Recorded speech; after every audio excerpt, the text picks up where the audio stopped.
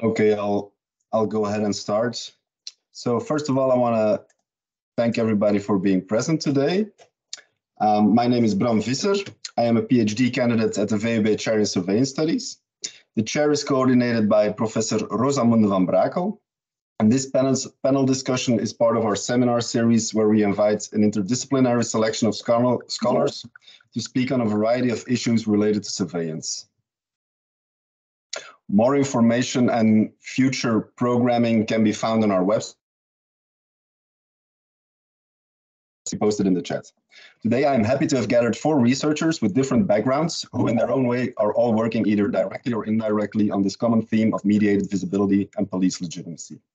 Before I introduce the speakers, I'd like to briefly go over the aim and the structure of this panel discussion. So the aim is to discuss the different ways in which strategies of mediated visibility influence police legitimacy. So strategies of mediated visibility aim to reinforce, alter, or disrupt regimes of visibility to be seen on specific terms. Avenues for exerting such influence can include images, videos, texts, and even sound. Similarly, as categorized by institutional theorist Mark Suchman, institutions apply strategies for gaining, maintaining, or repairing legitimacy. So it is against this background that we ask the panelists to reflect on the different ways in which police legitimacy is established, maintained, challenged, or repaired. As each panelist's area of expertise is either directly or indirectly linked to mediated visibility and police legitimacy, this promises to be an insightful discussion cutting across disciplines ranging from political science to governance studies to media and communication studies. Each panelist has around 10 minutes to present their ideas, after which each has the chance to give comments before opening the floor for interaction with the audience. Before opening the floor, I would kind of like to ask everybody to mute their microphones and cameras. So without further ado, I kindly introduce you to our first panelist, which is César Jiménez-Martínez. He's a lecturer in global media and communications at Cardiff University School of Journalism, Media and Culture. His research interests include media and nationalism, visibility, public diplomacy, nation branding, media representation, social movements, and media and globalization. He has published a couple of papers on the issue of visibility, and he's the author of the book Media and the Image of the Nation During Brazil's 2013 Protests. So without further ado, I would like to give the floor to our first speaker, César. Thank you very much for the invitation. Let me start sharing immediately, because as I was telling you, I'm not super familiar with Teams. So can you see it there, my presentation? Can you see it? Yes, it's fine. Okay, perfect. So, well, first of all, thank you very much for inviting me to talk today. As Bram was saying, I have several interests, but I think that they can be summarized to some extent that I'm interested about the visibility of contestation. And sometimes that is expressed in studies about nationalism.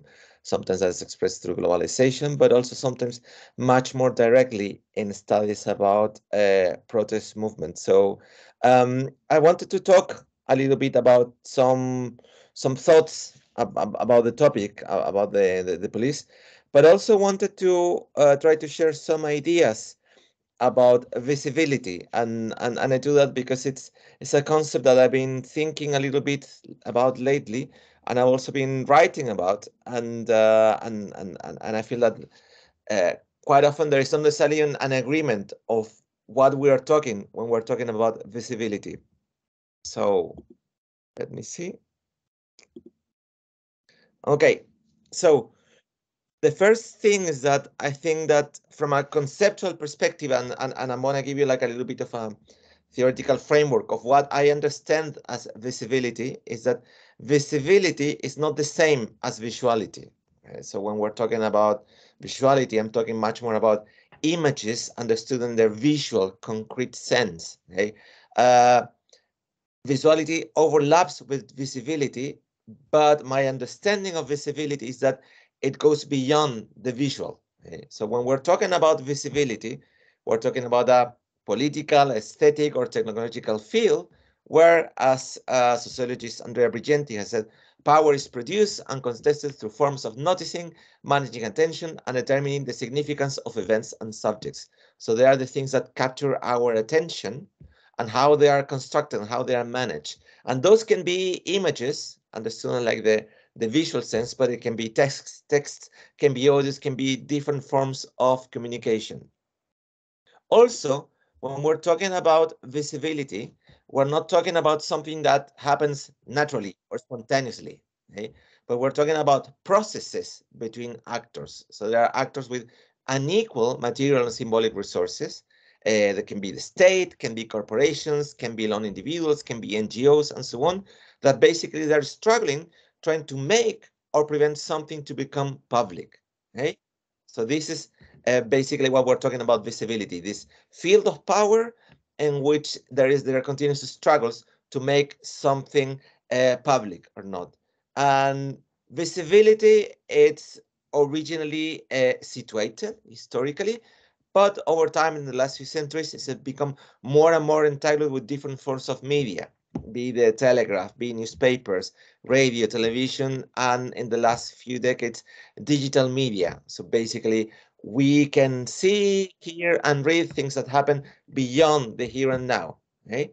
But it's significant that in the last 10, 15 years, visibility has become resonant and a romanticized ideal of the social media age, as Duffy and Hand state. So it's important that, as I was saying, visibility doesn't happen spontaneously or naturally, but visibility is arranged and is constructed in different way by different actors. Okay? So different actors try to arrange the things that we can see or perceive in order to synchronize attention to particular things, in order to reward what is appropriate to see, or to punish the things that in particular times, in particular societies, as seen are undesirable to see. Okay? And basically these regimes of visibility are useful to manage power, representations, conflict, and social control. Okay? To give you some examples of these regimes of visibility, there are the panoptic regimes. So the very famous panoptical prison of Jeremy Bentham that Foucault quotes a lot, in which we have the invisible few that are looking at many. In this case, the guards which are in the tower, that no one, the prisoners, never know whether they're being observed or not, and therefore they adjust their behavior in order to fit with that.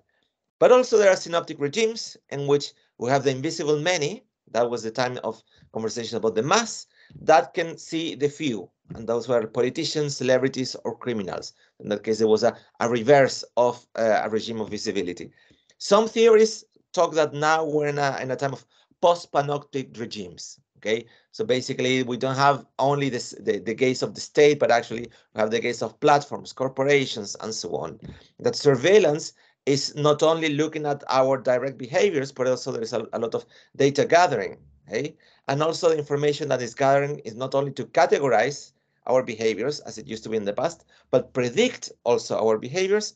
And also on top of all that, there are unprecedented levels of voluntary exposure. So plenty of people feel that they must become visible. And if they are not visible, there is a sort of death, symbolic death by neglect. Okay?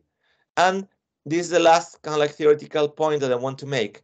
That yes, visibility is relational. It requires different actors. It can be uncontrollable. You can never have total control of it. But because of that, it's strategic. And as Bram was talking, there are different strategies to try to manage this visibility, to reinforce, alter, or disrupt these regimes of visibility. And that happens a lot in the case of protests and social movements, which have been one of my areas of research, in which we have the state and also activists trying to manage this visibility, trying to establish what is possible and appropriate to see at different times. And this is a little model of relations that I'm not going to go into detail now. So if we talk about the police, recently I've been conducting research about protests, the news coverage of protests in Brazil and Chile. What I find interesting is that, at least in democratic societies, protests are recognized as a human or political right, as long as they are peaceful. But the question is, who defines what peaceful is, okay? And as part of that discussion, quite often authorities, but also legacy media organizations, tend to portray demonstrators as vandal, thugs, or deviant individuals. And then, in this context, the police are portrayed as defenders of law and order. So basically, they maintain the status quo. So this is how a particular regime of visibility is constructed, again, with protesters quite often portrayed as deviant actors and the police and as the defenders of the status quo. So that I could see a lot. For instance, I've been looking at television coverage of protests in Chile, in which, especially at the beginning of the protests that happened in October 2019 in the country, many of the images and also the audio narratives tend to stress very much the chaos, disorder, destruction, damage by protesters.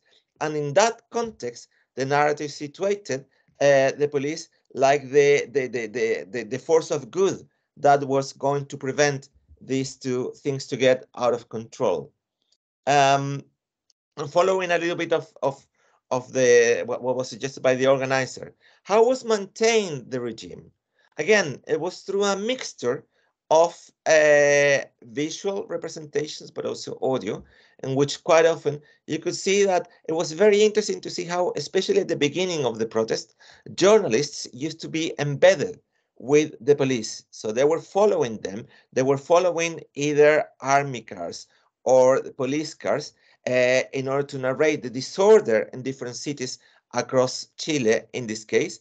And also the sources were quite often representatives of the army or the police. So basically we were seeing everything through their perspective. Okay? So that was also a way of maintaining this regime, maintaining the legitimacy of the police, the army in this case, as defenders of the status quo. These are the forces of good. However, regimes of visibility are quite unstable and they can be challenged in different ways. In the case of Chile, it was interesting how this was a process that started gradually, first through social media, but then started to permeate legacy media too, in which there were different images that were showing the police under a different light. And in this case, instead of showing, as you saw, for instance, on the previous slide, there was very much like the police talking with a smile and just standing. Here you could see them using their weapons. And also you could see the consequences of their weapons, like, for instance, the testimonies of people who lost eyes. Okay? How was this legitimacy repaired to some extent? Well, this was, again, a gradual process that happened over time, in which, for different reasons, some politicals, or the characterization of demonstrators return to the situation of being as perpetrators, and narratives return again to talk about out of control violence and damage, and in cases about that stated police violence, there was a stress about bad apples or isolated excesses, along with talks about having a firm hand. So in this introduction, I'm happy to talk more about later on. I want to stress about how these regimes of visibility that we're talking about, the police, are unstable and they're continuously shifting with various actors. And more particularly, the police shift between being protectors or aggressors to a sort of unavoidable evil. So why does this matter? Because there are a deeper issue for democracies, that we have like either a focus on order and stability vis-a-vis civil and human rights, in which the narrative is also often, let's sacrifice civil and human rights in order to have order. But also there is a question of who defines what is violent and who defines what is peaceful. If basically we depend on the definitions given by authorities or the media, or there are deeper conversations about what is what. So I'm gonna leave it until there. And I think I stop sharing there. Many thanks, César, for this wonderful, wonderful presentation. I would like to introduce our second speaker. Rianne Dekker is an assistant professor at the Utrecht University School of Governance. As a sociologist focusing on public administration, she studies digital forms of social organization which reshape governance. Her research focuses on two grand societal challenges in which this occurs: migration and integration, and public security. So without further ado, I give the floor to Rianne. Thank you. I'll also start by sharing my screen. That now works, I think, right? Yes, thanks for having me, and I'm very eager to discuss this important topic of mediated visibility and police legitimacy. And as a scholar of public governance, working in a department of public governance, my focus is primarily also on the part of government, and in this case, the public institution of the police. And I will share today some thoughts based on previous research on social media and police work, some of which has been published also in a very nice edited volume by Daniel Trottier, who will speak after this. And also some current work I'm developing on this topic. So you actually have a sneak preview into that. So starting my presentation, I'd like to start with an analogy, because when preparing for this panel, the panel conveners asked us if we were okay with this panel being recorded and to be viewable for people after the panel. And of course, I'm okay with that. I'm a proponent of open science, so I think that's very important to share ideas. But at the same time, I caught myself thinking when preparing for this presentation, who would be watching this presentation online? And is what I'm going to say understandable to the people who would be watching? So not only this direct audience of probably mostly fellow academics and perhaps also some professionals present today, but also for this third-party audience who might be watching afterwards. Or is anything I say perhaps unclear or even upsetting or angering to some people? And of course, ultimately, what will they think of me as an academic? Will they trust me as a person, as an academic, but also what will it do for trust in this institution of science that we have and the research that we are doing? And this analogy links up nicely, I guess, to the question of what mediated visibility, how that affects police work. And specifically, my focus is on enforced visibility through social media accounts and social media images of police work. So while this panel is about visibility, a concept in public governance which is has been studied quite a lot, which resembles this is transparency of public institutions. And transparency is generally considered as sort of a hallmark of good governance. So being transparent, not only through media accounts, but also by publishing, for example, yearly performance reports, that allows citizens to monitor government policies. So what policies have they chosen, but also government performance. And transparency is seen as a hallmark because it's claimed to cure many problems like corruption, for example, and also to strengthen legitimacy. And the type of legitimacy it's claimed to strengthen is societal legitimacy. So there are different sources or types of legitimacy, also legal, political, but societal legitimacy is particularly interesting and relevant for transparency of public institutions, because that is about the authority that public institutions lend through the societally accepted, they are societally accepted and supported by citizens. And for many institutions of governance, the direct contact that exists with citizens is rather limited. So for example, the Dutch police estimates, or in their registrations, they see that only once in every 7 years, a citizen is in contact with the police, or at least registered contact. So if you file for a missing bike, or if you're stopped in the streets, for example.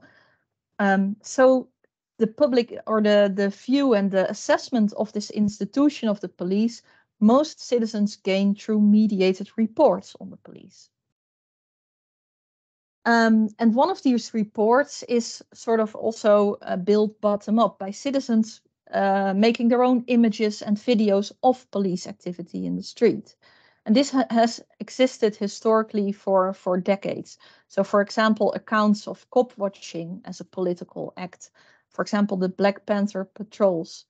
And this still exists nowadays. For example, this human rights organization in the Netherlands, Controle Alt Delete, also has as sort of a running effort to report any police misconduct, and they actually ask people also to share images in case they feel that that this is the case. And well, I'm not a surveillance scholar, so I'm really happy to also learn here in this panel today. But through surveillance theory, there's a very important explanation here to be found on how this relates to police legitimacy. So what filming and taking pictures of police activity hopes to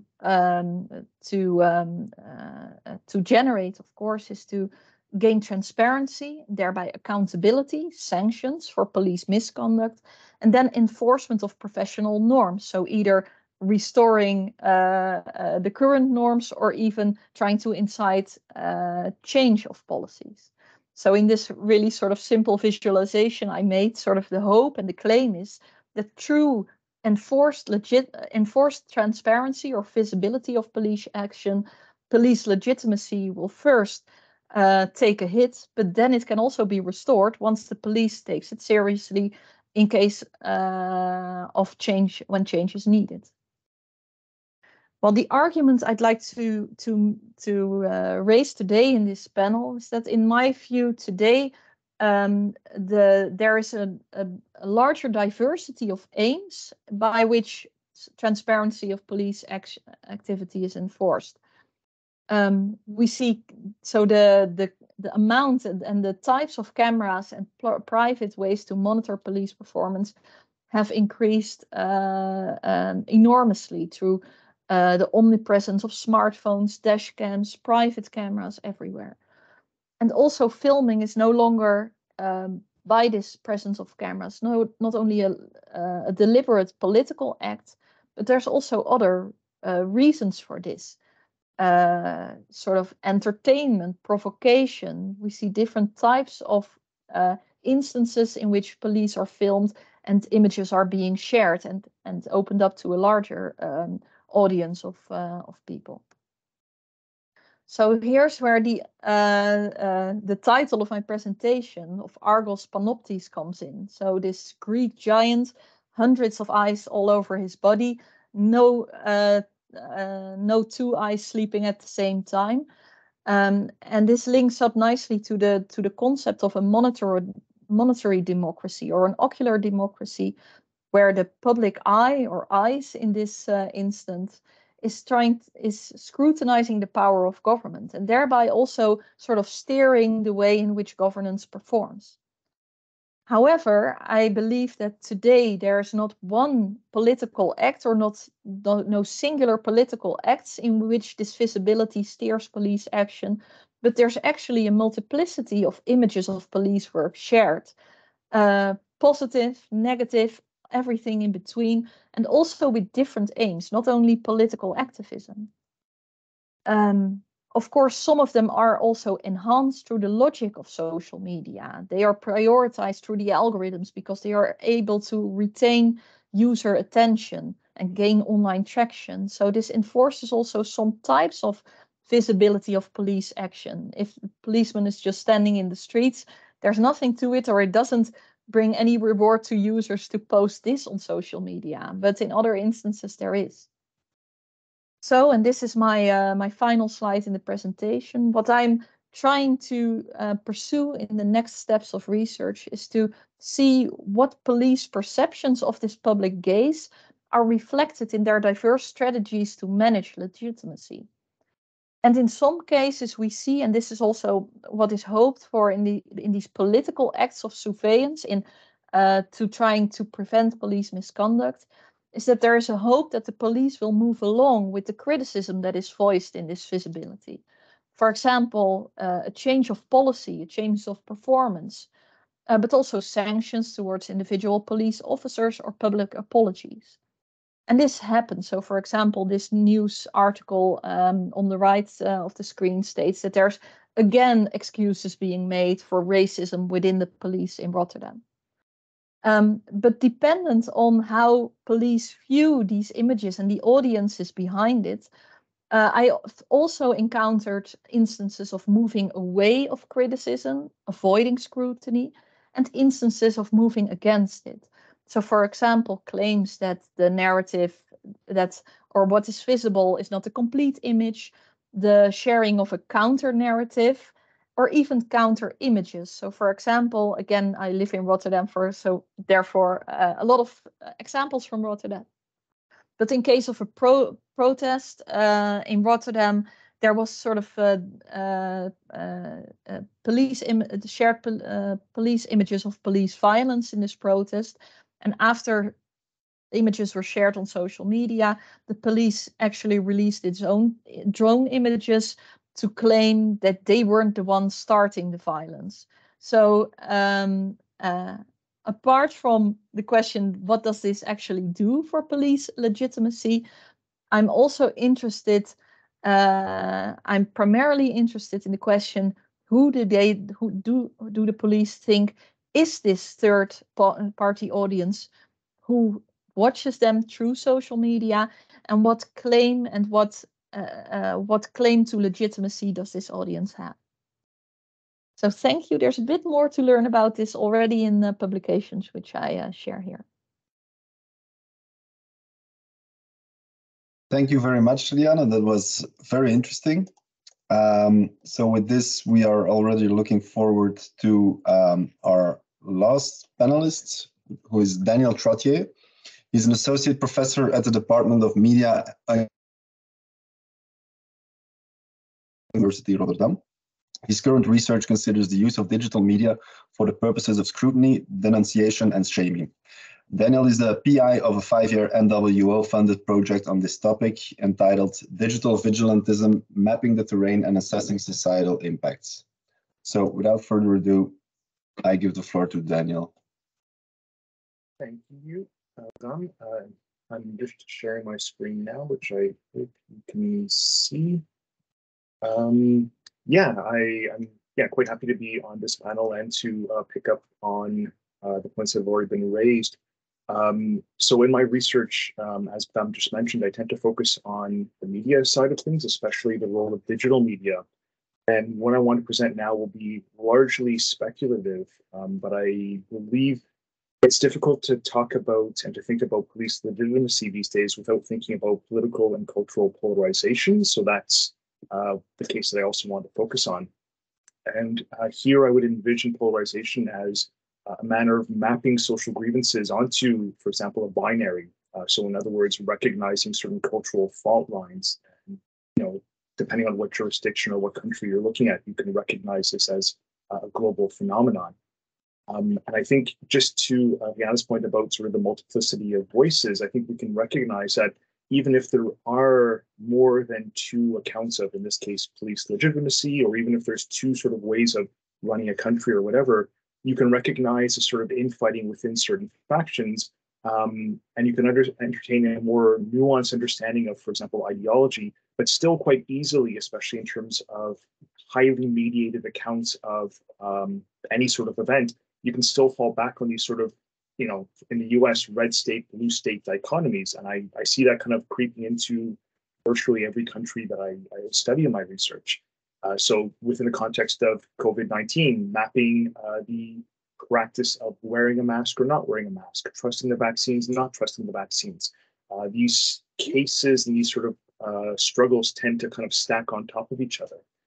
And I think when it concerns police, what we begin to recognize, and this is, again, largely speculative at this stage, is that you can have people who are, for example, pro-police, but then anti-state and anti-government. So in terms of the legitimacy of the state and the police, it becomes a bit nuanced. In focusing on the polarization within institutions, so how they might potentially respond to or cultivate external demands, I'm thinking about an example of police visibility that seems to play to polarization, but even, I would argue, enact it to some degrees. And I'm here thinking of Sheriff Joe Arpaio from Maricopa County in Arizona. He's colloquially known as America's Sheriff or America's Toughest Sheriff. He's, to be sure, a polarizing figure, receiving a lot of public condemnation, but also some degree of support, if only measured by the fact that he's been reelected as sheriff between 2000 up until 2016, so on, I think, 4 separate occasions. He's been known for his tough stance and sort of sitting on the edge of reasonable police practice, or on the outer edge of the so-called Overton window. So we're talking about a single figure here, but also someone who embodies a broader movement towards a more punitive form of law enforcement. Some examples of what he's known for, which you might already know about, include the 10 cities that he established for decades, within which there were inhumane conditions for prisoners. He's also enacted a policy targeting Hispanics under the pretense of curbing illegal migration. Here, he gained support from a lot of Hollywood celebrities, not a lot, but a few, such as Steven Seagal and the former Incredible Hulk, Lou Ferrigno. He's also known for these high visibility stunts, like making prisoners wear pink uniforms, which I gather serves as a kind of smokescreen to more condemnable harms, like, not giving them enough to eat and putting them under these very sort of inhumane conditions. Now, if we look at his presence on Twitter, we see that, of course, he sort of leans into this reputation to a heavy degree. And the image you see here is him supposedly raising funds for policing, sort of based on his image. So using these sort of pink uniforms, in this case, pink shorts, as a fundraising tool. Now, in terms of assessing public opinion, it's kind of curious. He has over 140,000 followers. Nevertheless, his tweet from over a year ago only gained apparently 40 likes and 2 responses. I gather Elon Musk has something to do with, what's currently visible on this tweet. But if we look at those 2 responses, I think it captures a sense of polarization quite well. I blocked off the user names, but you can get a sense of this this division. So the first user, who also has a username which really betrays their political alliance, says, "We adore you, Sheriff Joe. Please let us know what to think or do about some political opponents." The other person is much less charitable towards Sheriff Joe by saying he's going to rot in hell and he's a disgusting piece of shit. Small sample size, but I think it captures perfectly what I'm getting at here. So I'm very curious about these pathways, or this pathway in terms of legitimation, where you have this sort of deliberate polarization. But to throw a wrench in the works, we can look at another project that Sheriff Joe is well known for, this Mugshot of the Day program. And so this is an initiative that lasted for a number of years, where people would log onto the website, take a look at public mugshots. So a very kind of strategic and sort of, outward-looking face of policing, or placing the focus back on, in this case, people who are arrested. And they would click on whichever one they thought warranted the title Mugshot of the Day. Now, in the book that Rianne mentioned, which is open access and focuses on vigilantism and audiences, one of my colleagues, Sarah Young, produced a great in-depth and analysis and deep dive of this program. And one of the things that she found was that one of the main sort of motives, or what mobilized people seemingly, was a sort of entertainment factor. So it's not so much about being, on one side of the red state, blue state divide, but about finding people who are amusing or titillating or evoke a sense of pity or a sense of disgust. So that entertainment factor is never too far off from mediated accounts of, in this case, policing or justice seeking. And that, I think, complicates, this idea of, most other strategies that we see with Sheriff Joe really seem to be about angering one base in support of another. And I'm reminded of, as one example, Oslo, the municipality of Oslo, their police Twitter account has developed a reputation for having this kind of dry humor when reporting on events. And one of the speculations I've heard is that by entertaining people, they follow you on Twitter, they pay attention, and that this becomes a network that you can then tap into and mobilize when you need it. So it's not just entertainment. I'm not sure if that's what Sheriff Joe is cultivating here or was cultivating, but it seems to kind of fly in the face of this sort of very simple bifurcation of who's with you and who's against you. And so when we see this polarization, I think we can argue it's especially felt in the more pragmatic and moral dimensions of police legitimization. So by pragmatic, I mean, following one audience's needs at the risk of then condemning or cutting out another. And, if you're talking about a 50-50 divide within the American populace, that's quite a bold move. And likewise, in terms of the moral dimensions of legitimation, the very norms that we're sort of resting on are, of course, being contested here. Now, when it comes to, sort of this kind of trajectory, this pathway in terms of establishing, maintaining, and repairing legitimacy, what we see, of course, is there is a heavy dependence on the media to do this. And a lot of the media, of course, is condemning figures like Sheriff Joe, but you also have certain sources. I skewed a bit to the far right here to find this article, but there's this organization, Newsmax, which is, I think, to the right of Fox News in the US, who, of course, serves to kind of establish and rehabilitate Sheriff Joe's presence. Looking in the Suchman article, we also see a lot of what they're talking about in terms of the use of character references by way of Steven Seagal, not so much conforming to an environment, but I would argue more selecting upon among multiple media environments and then manipulating that environment or getting good at a particular form of PR.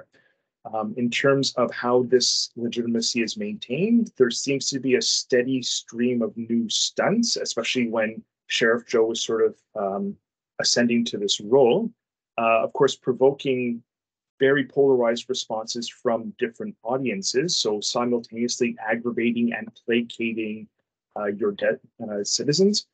And this is in recognition of the Suchman article in terms of, knowing that audiences are and have always been heterogeneous to some degree.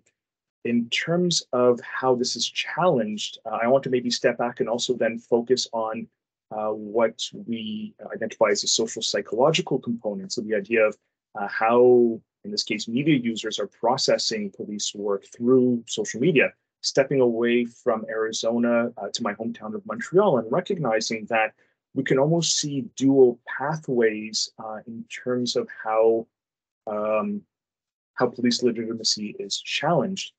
So when looking at recent discussions of police work in Montreal, we see certain, I would argue, more left-leaning platforms like the Reddit Montreal subgroup, which would denounce police for being aggressive, whereas a more populist weblog would then denounce police as being incompetent.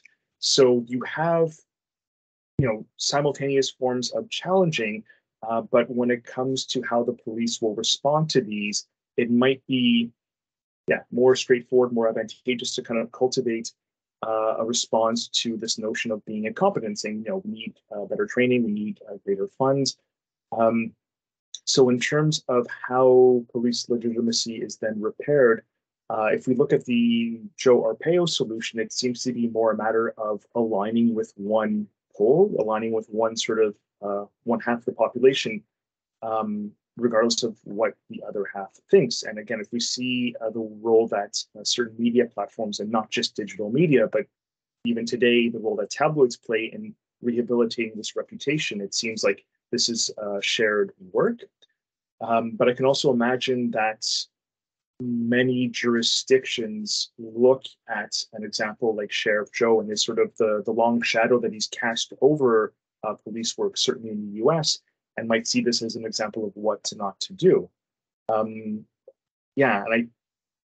I'm left also wondering, as I said, what Rianne mentioned about this idea of coping with multiple accounts and sort of juxtaposing that against these sort of, yeah, these rifts or these fault lines in terms of culture, in terms of perspectives, and how we might simultaneously recognize both here.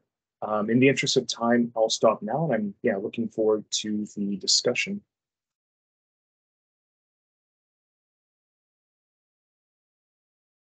Thank you very much, Daniel. That was very interesting. It was also very interesting to see, if I can gather my thoughts a bit,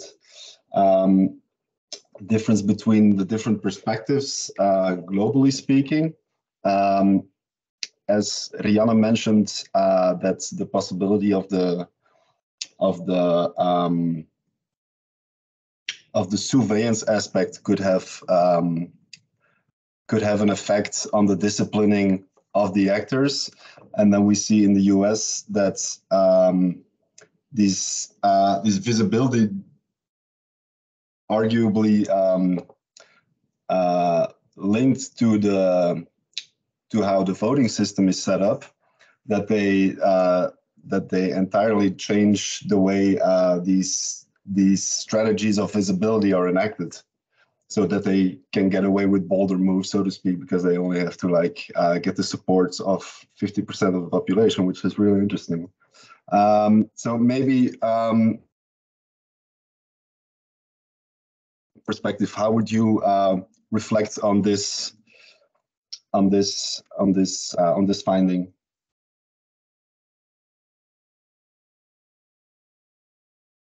Sorry, who the connection cut off for a second. I wasn't sure who that question was addressed to.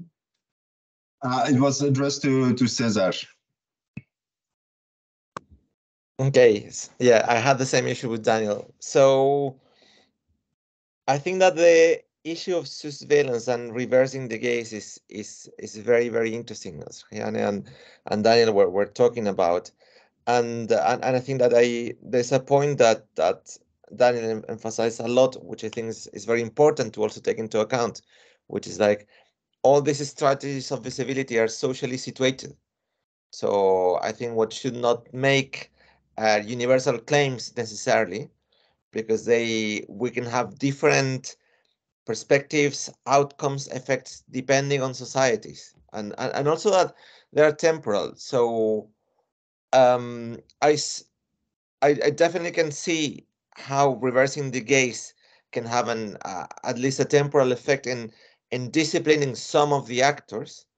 But I also find that is very interesting a point that Daniel mentioned, and I also found it in Chile and also in Brazil, that how the same images can be the source of condemnation on part of the population, but also a source of celebration on a significant part of the population.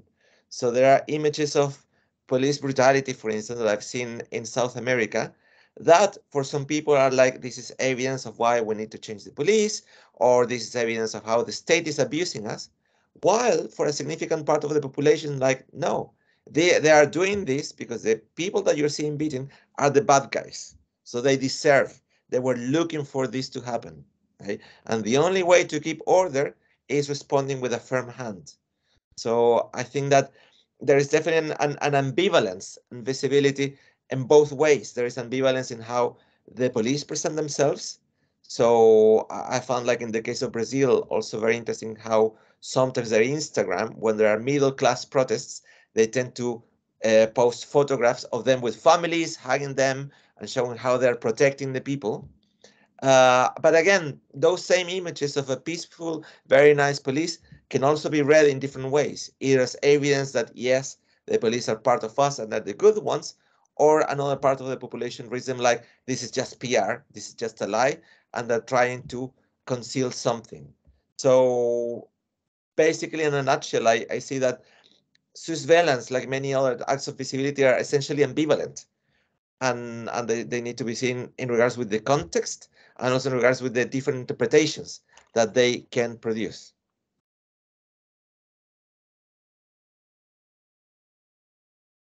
Many thanks.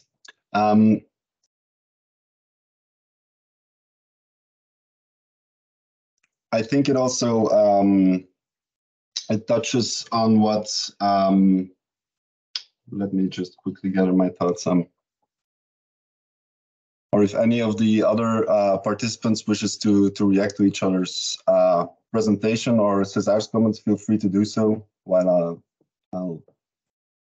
yeah, Rianne, go ahead. Well, just to add that what we were just talking about, Daniel's presentation with examples from the US also reminded me that the polarized and fragmented nature of the news media landscape, and also this increasingly the social media landscape, that might also affect that sort of that the power of visibility to make any to correct or to make any claims about police legitimacy might be decreasing, because if the images are viewed and assessed only by smaller audiences, it might also be easier for government institutions to dismiss it as just a claim from a small minority, an extremist minority of people. It might be more difficult for images to reach larger groups, to inform a more national debate, because the definition of societal legitimacy would require like among every citizen, and that becomes increasingly impossible once images are shared and interpreted within these very different subgroups only.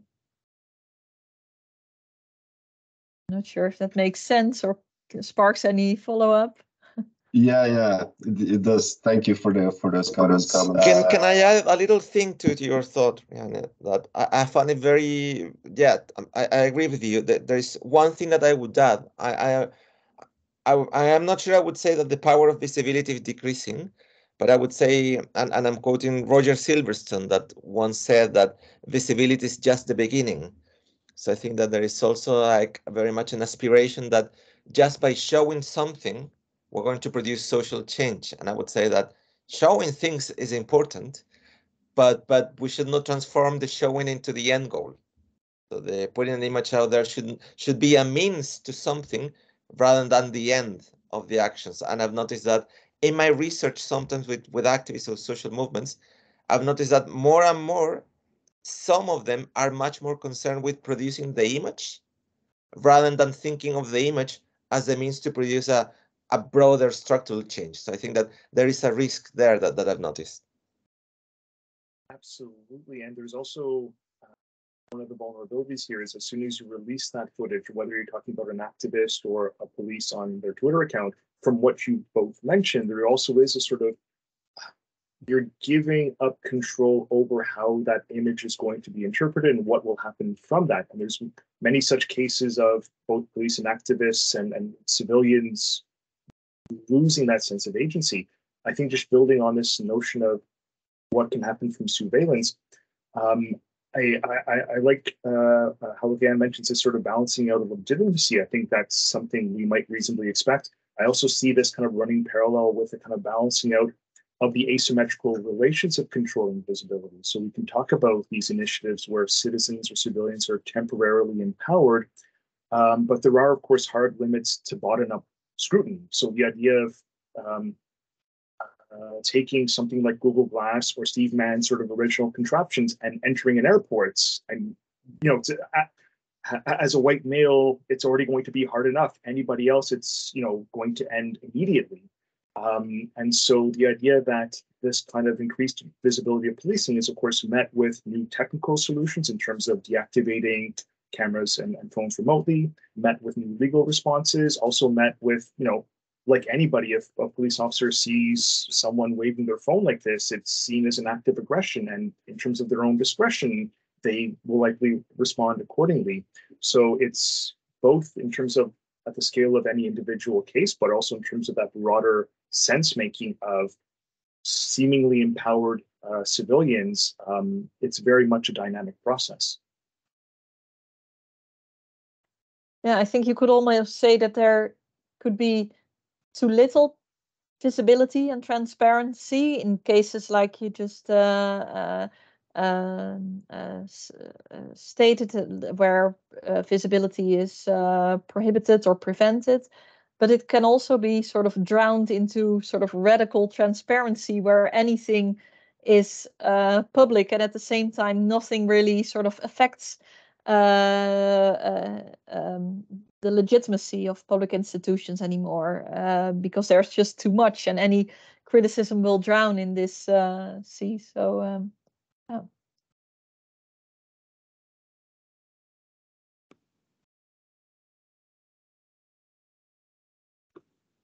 If any of the panelists have any concluding comments before we open the floor for audience questions, please go ahead. If not, I would kind of like to ask the audience to either raise their hand and ask their question via mic or camera, or via the chat.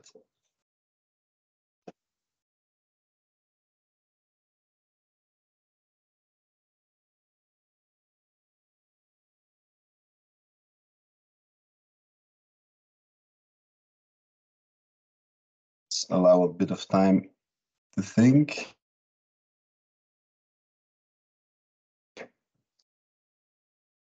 Well, perhaps something to pick up on is police use of social media. I liked Daniel's Oslo example of entertainment, possibly creating a network that could be tapped into. I also put this on the slide as sort of a strategy of moving against, like police use of social media, increased transparency, could also be used sort of as a buffer for instances in which public image of the police is damaged through, well, any material and any videos or other evidence. So it can be sort of a parallel narrative that is started. What would be your thoughts on that?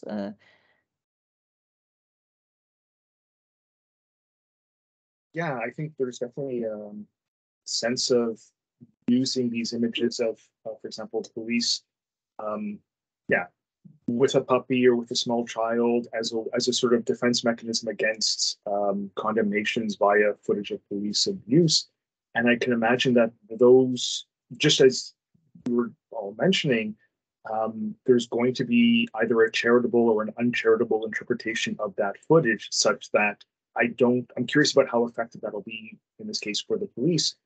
Whereas with these sort of more, I'm struggling to find the words to describe these sort of mugshot of the day images, but these ones which are a bit more like images that you would see gracing the cover of a tabloid, that seems to potentially transcend this. It stops being about the police themselves, even though it's very much a central part of police work. But by shining the light and placing the camera back on, in this case, often very vulnerable members of marginal communities at the worst point in their life, by doing that, it might even sort of disrupt this sort of good cop, bad cop binary. And even people who are, very firmly on one side or another are just sort of laughing at or titillated by these images. So it's, there's a lot to consider.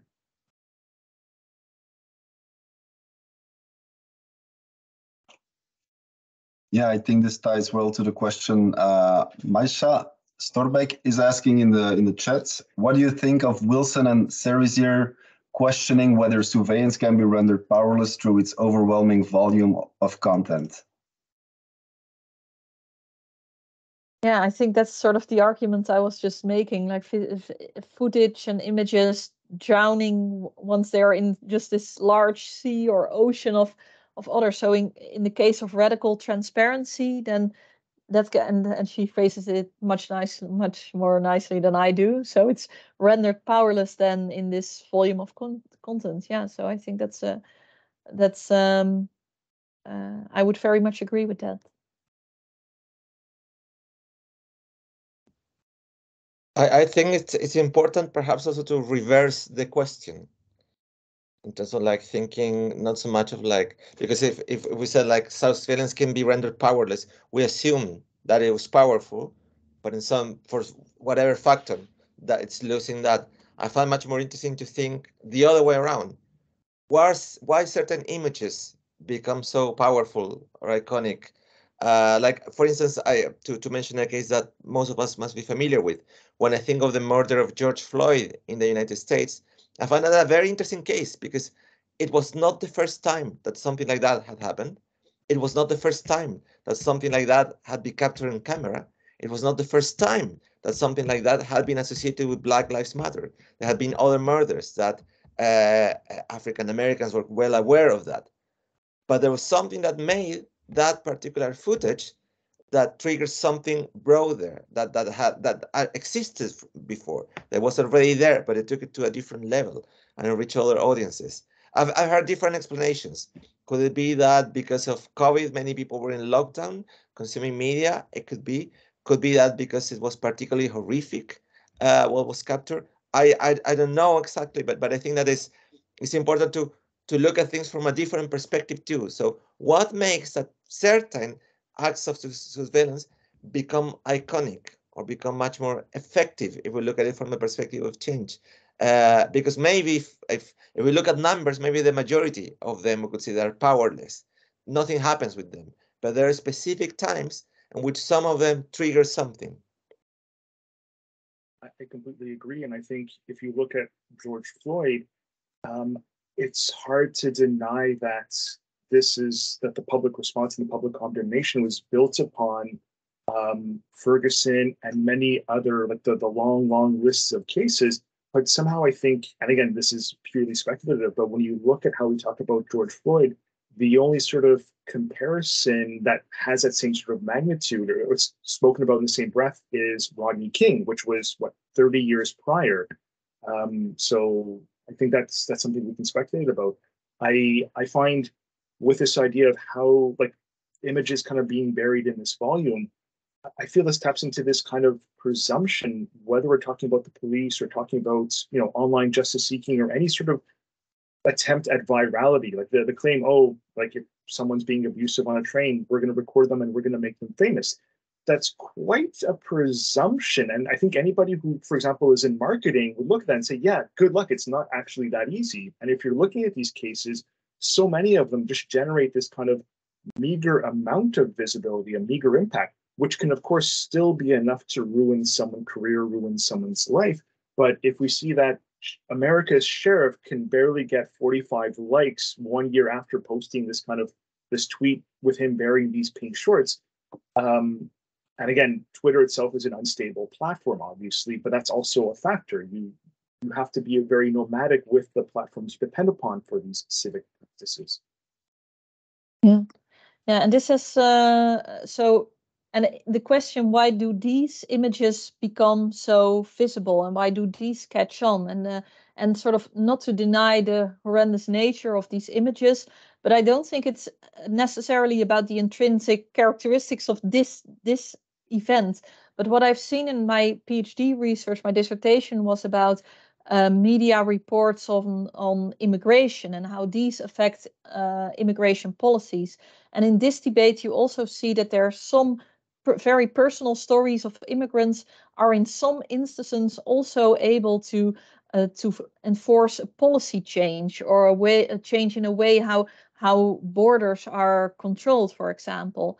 And what I saw there in that instance, and that might be the case as well with images of police violence, that the images were actually representing what also political actors and actors within government were already working towards or pushing for. There had already been debate on, for example, certain parts of immigration and asylum policies, and then a certain case came to the fore, and these images are shared not only by the ones who created the images, but also pushed forward by political actors who are already pushing for change, but now have evidence and also a way to make very concrete why this change is necessary, and then this can help out in creating change.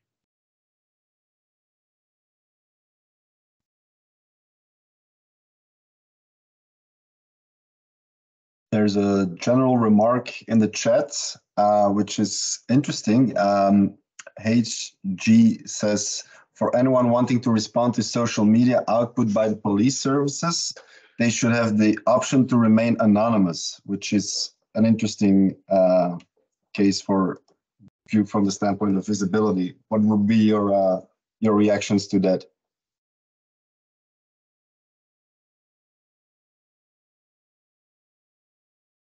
The fear of retaliation, I mean, it's just speaking abstractly, not within any case or jurisdiction, is fully understandable. And this seems to run contrary to what we hear about, for example, like in the UK, the sort of addressing online harms and this idea of it's anonymous accounts which create all the harms. So let's, you know, have a real name policy, or let's address that, which you can, I think, simultaneously understand how anonymous accounts can be a source of abuse in a lot of instances, but that they're also absolutely vital in a lot of other cases, often within the same country. And if you get too caught up in a lot of Twitter drama, which I think is sort of encapsulates a lot of what we're talking about here in terms of visibility and polarization, but is also its own very sort of toxic sphere, there is ongoing debate about what is the value of, for example, people who are pseudonymous or anonymized, and just, you know, the people who sort of have the courage to speak out using their real names often, you know, have not only the stomach to endure the emotional toil, but often have, you know, the lawyers, security, public relations. So there's a lot of other attributes which I think go hand in hand with using a real name or not using a real name. So I definitely have sympathy with this being an option. Yeah, I also have sympathy too, and I think that if we take it like to a theoretical perspective, perhaps we should not reify visibility. We should not take that visibility is the only path. I think we should also take into account that invisibility is equally important and sometimes equally useful. I think that there is significant all the social movements that opt for disconnection, for getting out of social media, right, and do their work offline because they're aware of the risks also of being online, risk of surveillance, risk of being shadow banned, risk of being attacked in some way. So I think that in the same way that we should look at visibility in an ambivalent way, that can be recognition, but it can also imply surveillance, we should also look at invisibility not necessarily as the loss of something, but it can be also a strategy of resistance. I think that if we go back to Foucault, when he talks that quite often power is invisible, I think we need to remember that. We can see some things, but there are plenty of other things that structure our lives that we are not seeing them, and they're happening in the shadows, and sometimes that's also the way to respond to those things.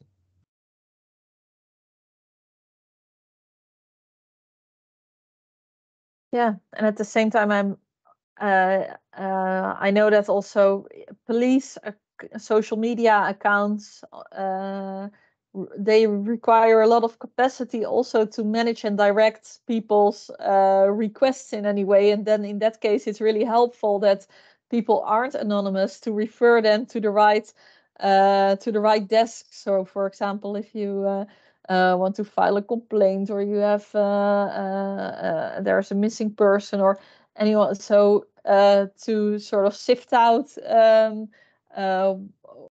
what it is in this instance, why this person chooses to engage with these accounts.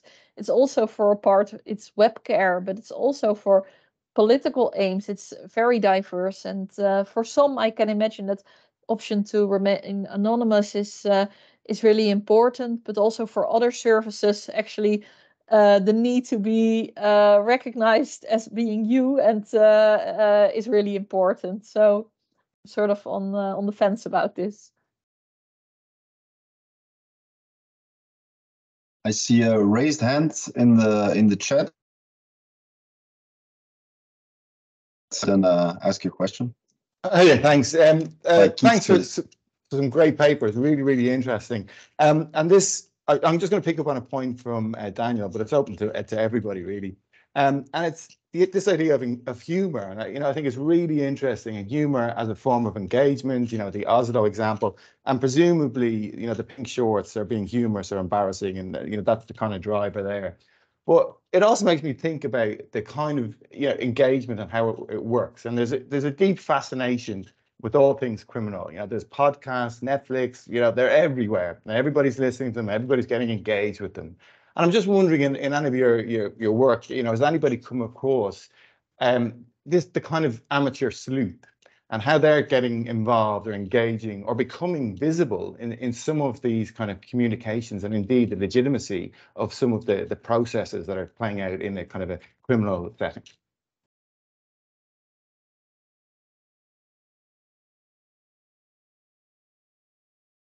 Yeah, just off the top of my head, I think, you think of examples like pedophile hunting groups, so going after child sexual abuse, and you looking at some of the formats that these organizations take with regards to the media they produce. If it's sort of these serialized episodes where they film and they intervene, even looking at Datelines to Catch a Predator, which was this sort of very famous partnership between private media, public law enforcement agencies, and unaffiliated civilians. There is this sense of using a certain degree of humor. So deliberately choosing to read certain passages from the chat logs that they were having these, accused pedophiles with what they thought were minors. It's not so much just to sort of have, proof of their activities, but also, again, to provoke some mix of disgust and anger, but also, of course, humor. And those often become the screenshots which themselves go viral and sort of resurface in Twitter conversations. You see their sort of lasting legacy. I'm not as familiar with crime podcasts, but I can imagine that even if it's ostensibly about, as you said, more sort of amateur sleuthing and more explicitly about that kind of investigative aspect of, in this case, vigilantism, that humor is never too far off, which is maybe a condition which is much broader than just policing, but it certainly seems to be a central, if not always very evident, aspect of it.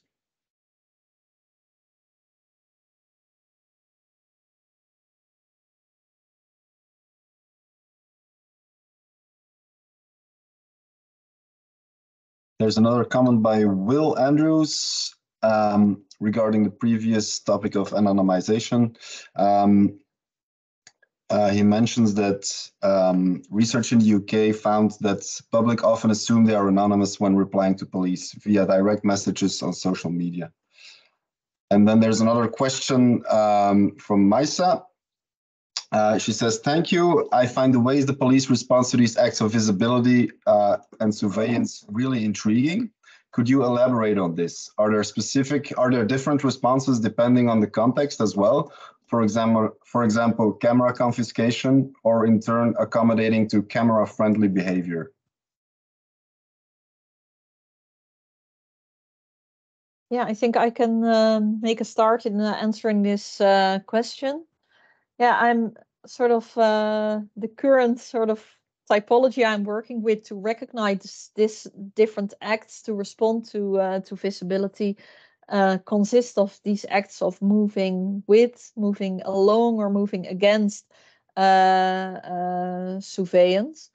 I think, most of my research focuses on the context of the Netherlands, and their acts of camera confiscation are I don't know any, and they would be unlawful. So in most cases, it is legal to film in a public space, as long as filming doesn't interfere with police work. So the person filming can be kept at a distance, for example, in case, or if it aggravates the situation, or if it disturbs physically.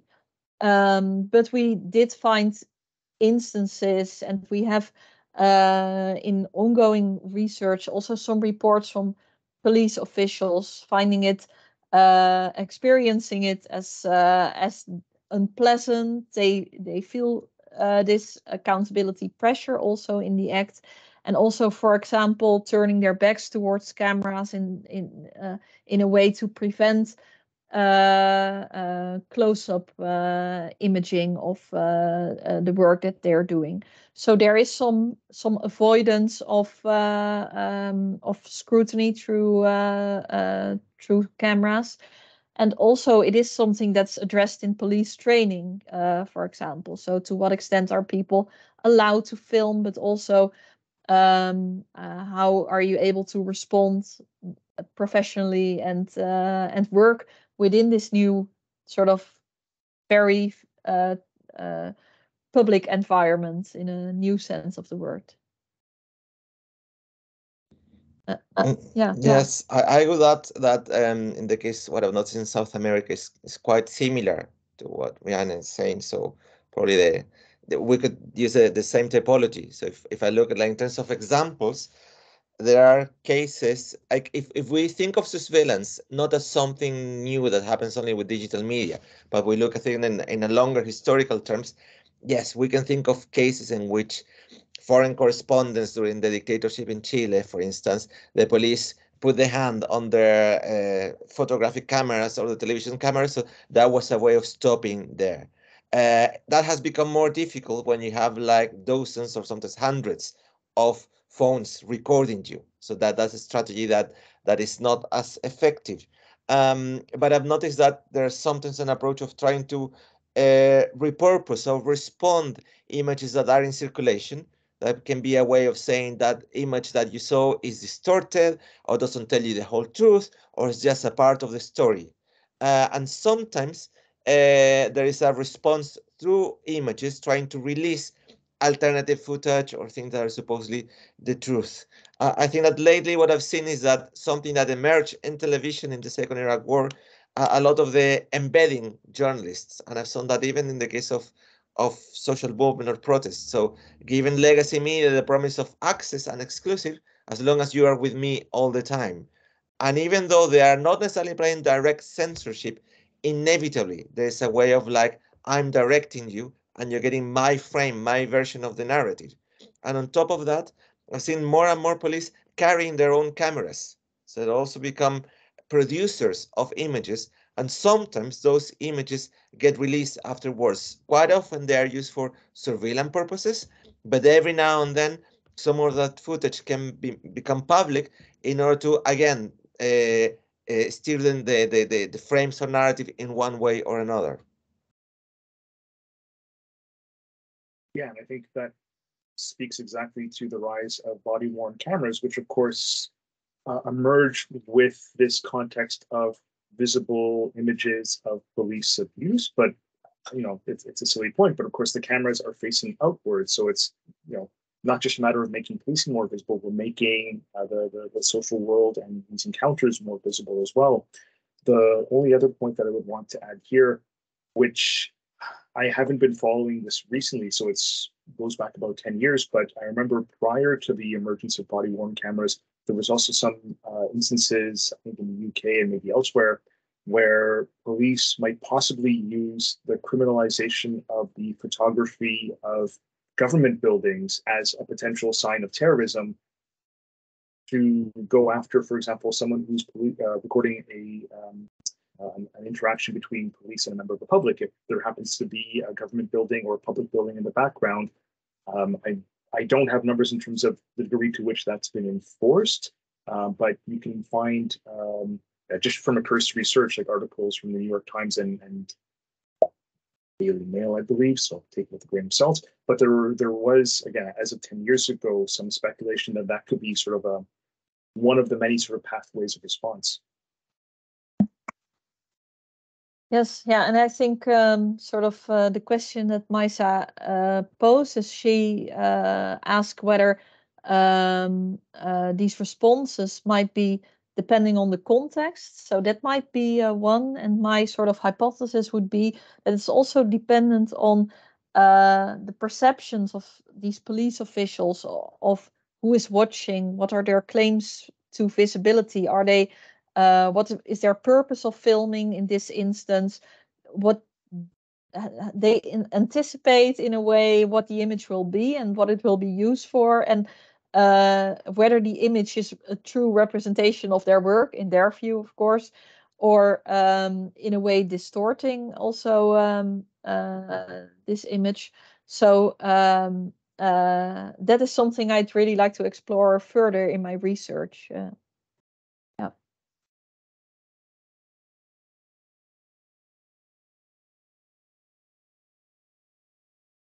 Yes, to these reactions, it would have been really interesting to have Wilco join as well, as he's not only a researcher, but he's also a photographer, and he was closely involved in documenting the French protests.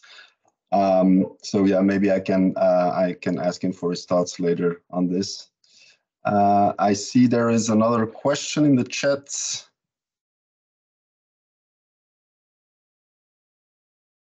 My connection is a bit jumpy, so by Lander, he asks, he has a question for Daniel. You mentioned something about citizens that are increasingly pro-police but anti-state. Did I understand this correctly? Can you maybe elaborate on this statement? And is this in line with global political trends towards fascism, or is this also articulated by left-wing persons? Sure. So this is, as I said, somewhat speculative and based on some observations I've made of, for example, political polarization within Twitter. But you see there's a certain kind of, and I would recognize this more on the right side of the spectrum, where you might have Twitter users who, in the same breath, would talk about, the thin blue line and supporting the blue, and in that sense, being supportive of policing as not just a concept, but also an actual institution. And at the same time, be, for example, distrusting of the current government, which again, within polarization makes sense, but even extending that critique or that condemnation to certain branches of the state, such as the FBI or ATF, especially with regards to Second Amendment rights. And from, I think, a vigilantism framework, we can make sense of this ambivalence in the sense that vigilantes at the same time are critical of the current administrative government, but also embrace sort of the hegemonic notions of the society which they see themselves as defending. So I think this is something that one can sort of untangle quite easily by saying, well, it's easy to be, again, within an American context, like pro-cop but anti-Joe Biden, within a polarization framework that actually maps up quite easily.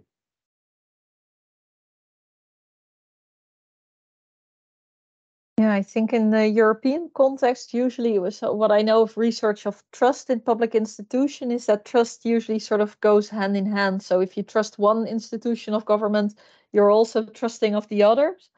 But it would be interesting to explore further because I do recognize some of what you are saying, Daniel. So it could be that also the Netherlands, among certain subgroups at least, there is a high trust in policing, or at least also support for a stronger police action, I imagine, while at the same time there's less trust in other institutions of government. Indeed, and whenever comparing, whenever comparing sort of the Dutch context on a global scale, as an outsider, we're always reminded of the relatively high degree of trust that the Dutch population has across institutions. But of course, for example, when speaking to police here, that doesn't necessarily bring a lot of comfort in terms of, exactly as you said, like looking towards the future and seeing, especially with polarization through these fairly global media platforms, which themselves are at the same time very locally embedded. I feel like we look at the situation in the United States and it seems quite different, but we also recognize a lot of these patterns. So I think one could map out a very important research agenda to look at this further. Yeah, I think it's a very interesting point, because when I think of the South American context, You don't necessarily see a pro-police and anti-state, but you definitely see differences between perceptions of the government and perception of police and armed forces, and that's partly an effect of the dictatorships, in which you had the police very much attacking the citizens. So those are things that have not been forgotten, and you may have had like left-wing or center-left governments relatively popular, but with a police that was not necessarily respected or accepted. I think that having said that, the trend that Daniel was mentioning, I found a tiny bit of that, but still it's very small among some so-called anarcho-capitalist individuals, which are very much following in terms of discourse what Trump was doing and they're positing Trump as the model to follow, and they're calling themselves libertarians in the South American context, and they are very much about let's dismantle not only the government, but let's dismantle the state, let's keep just the market running, but still within that order, let's keep a certain like law and order represented by the police. So that's still it's a minor number of individuals, but it could potentially grow in South America. Being mindful of time, I think we have time for one last question in the chat by Marlon. Marlon asks, what do you think may be the effect of artificial intelligence being introduced into capturing, processing, and disseminating of images on what is visible and what the view is of police? Think of not only platform curating algorithms, but also facial recognition software, which, contrasting to identifying people, focusing on aggregating and interpreting information like violence detection software. So in short, the question is, what is the effect of artificial, or what will be the effect of artificial intelligence on the capturing, processing, and dissemination of images? Based on some earlier work I did on police use of social media, which is slightly different, I think, from the kinds of circulation we're discussing here.